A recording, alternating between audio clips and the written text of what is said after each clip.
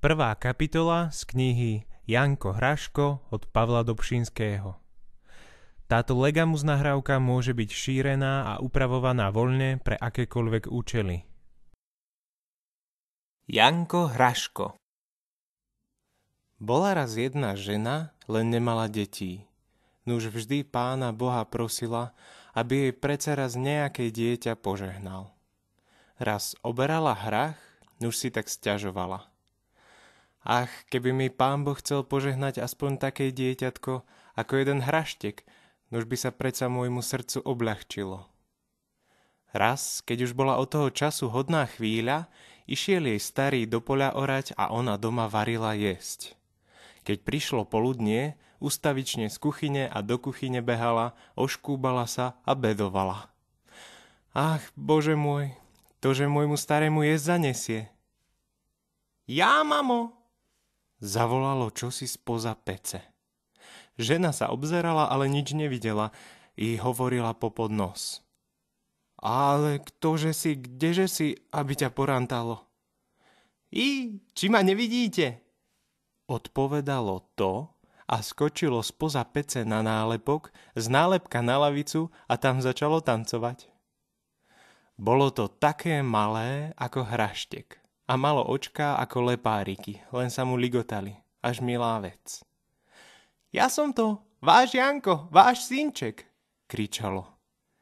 A keď sa mať dobre poprizerala, nuž videla, že ju Pán Boh vyslyšal, že je to ten ako hraštek, jej spravedlivý synček, Janko Hraško. No, mamo, len mi dajte skoro jesť, potom zanesiem otcovi, volal Hraško. Mať mu doniesla plnú misu halušiek a on neodišiel od nej, iba keď dno vykúkalo. Potom mu matka pekne na chrbát do plachtičky uviazala misu halušiek pre otca, vidličku a lyžičku pod pazuchu zastrčila, hrniec s polievkou vzal do ruky a išiel preč do poľa otca hľadať. Išiel si on v dobrej mysli, hvízdajúci, až prišiel k jednému jarčeku. Tu sa začal škrabať v hlavu, nevediaci rady ako cez vodu. Naposledy vyťahol lyžičku a vidličku spod pazuchy, sadol si do lyžičky ako do člnka, zavesloval vidličkou a šťastlive preplavil sa na druhú stranu. Potom vzal nohy na plecia a utekal, ako čo by ho hnal. Len tu sa ako si prevážil a potkol na hrudu. Nuž tu pác. Spadol do hrádze, hrniec sa mu zabil a on začal topiť sa v polievke. Ale skoro vyťahol vidličku a tak ako na žrť podoprel sa a dočkal, až polievka otiekla. Potom však najhoršie nešťastie nastávalo, lebo sa nemohol z hrádze hore vydriapať. Čo neurobil? Vystavil si z halúšiek most a tak vysvobodil sa z hrádze a zas halušky pozbieral a išiel vo meno Božie. Uvidel otca. Zďaleka už kričal. Ňaňo, ňaňo, ňaňko môj, nesiem vám jesť? A sedliak sa veľmi začudoval, keď len misu videl a nikoho, čo by ju bol niesol. I zavolal. Kdeže si, čože si? Nuž či ma nevidíte, ja som to, váš synček, váš Janíček. Zadivil sa otec tým rečiam, lebo doma nejakého syna nenechal. Ale ako je, tak je. Keď sa mu Janíček ukázal, ako čo by ho chcel zadrhnúť. Keď sa natešili do dobrej vôle, Janko dal otcovi jesť, otec sa ho však opýtal. A či si mi polievky nedoniesol? A milý synček rečie. A veru, nie, ňaňko, lebo prišiel pes a rozbil materi hrniec. Nuž vám nič neposlala. Potom začal otec halušky jesť a veľmi pod zubami chrapčali. Nuž sa opýtal, aké sú to halušky. A Janko chytrý skočil mu do reči. A veru, tak mak zle utlkli, nuž sú preto také. Ale otec pozoroval cigánstvo, lebo videl piesok a zem na haluškách. Nuž začal remeň z nohavic odpasúvať a Janka ním mastiť.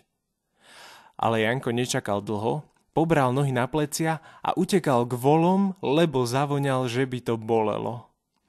Sedliak, keď sa najedol, pribral sa zas do svojej práce a nedbal nič na to, že mu syn utiekol. Iba keď začne orať, nuž Hraško volovi v uchu začne kričať. Hej sa, hej sa! Vtedy ho otec zbadal. Nuž prišiel k nemu a hodne ho vyšticoval, že mu voli zduril. Ale Janko na to nič nedbal, bol rád, že sa mu s tými haluškami prepieklo. Potom Hraško dobre poháňal voli otcovi, nuž si ho otec zaľúbil. Tu išiel tadiaľ jeden pán, ktorý sa veľmi začudoval, keď počul hlas, ale pohoniča nevidel.